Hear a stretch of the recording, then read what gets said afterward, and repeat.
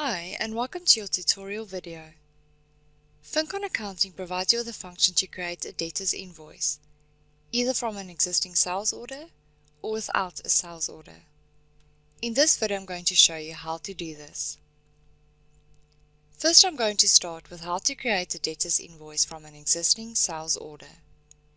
Please note the following with regards to creating an invoice from a sales order. You can only create a debtor's invoice from a sales order if the sales order has been marked as completed. Only serialized items that have been scanned or allocated to the sales order will be allocated to the invoice.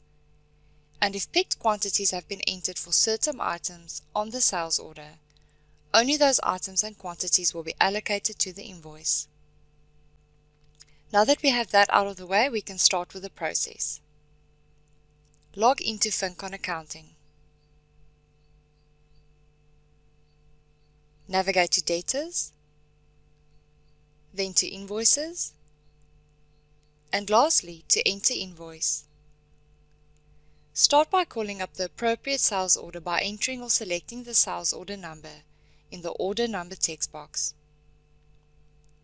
You can call up a list of sales orders by right-clicking the Order Number text box or pressing F2 on your keyboard after you have clicked the Order Number text box. If you need more help with the search function, read the article linked beneath this video. Now you can make the required changes. Note that you cannot remove an existing scanned and picked item from the invoice, and you cannot change the quantity of a scanned item. Lastly, you can process the invoice. Click the Accept button. Change the required information on the Enter message window and click the Accept button. Specify the print options and click the OK button, or click the Cancel button to close the window without printing. Now we can look at how to create a debtor's invoice without using a sales order. Again, navigate to Debtors, then to Invoices, and lastly to Enter Invoice. Enter or select the debtor account number in the Account text box.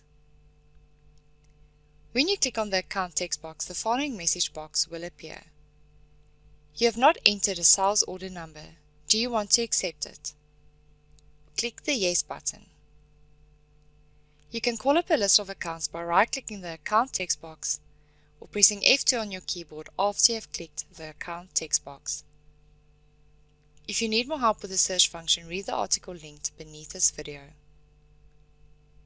Enter the invoice date in the Date text box. Enter a customer reference in the Customer Ref text box if applicable. Enter or select the rep code of the appropriate sales rep in the Rep Code text box if applicable. Again, you can use the search function here as well. Note that it is possible to link a sales rep to a debtor account, which will result in the sales rep being pulled through to every quotation, sales order, and invoice made for the debtor. Enter the appropriate method of delivery in the Delivery text box. Now you can enter the inventory items. You can do this by adding items with serial numbers and adding items without serial numbers. We'll look at both adding inventory items with and without serial numbers. Let's start with how to add items with serial numbers. Click the Scan Items button. Then click the Allocate button. Enter or scan the serial numbers in the Current Serial Number text box.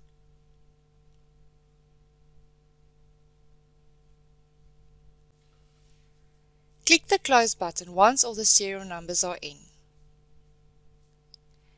If there is a serial number allocated to the invoice that you wish to remove, you can click the Scan Item button followed by the Unallocate button. You can then enter or scan the serial number that you wish to remove. Now let's look at how to add items without serial numbers. Enter the inventory items in the Item Number column. Enter the quantity in the quantity column. Change the prices in the price excluding, total excluding, or total including columns if required. Enter a discount percentage in the percentage discount column if applicable. After this is done, you can generate the invoice. Click the Accept button. Click the Accept button again. Print the sales order by specifying the print options and clicking the OK button, or click the Cancel button to close the window. And that is how you create debtor invoices. Thank you for watching and happy accounting!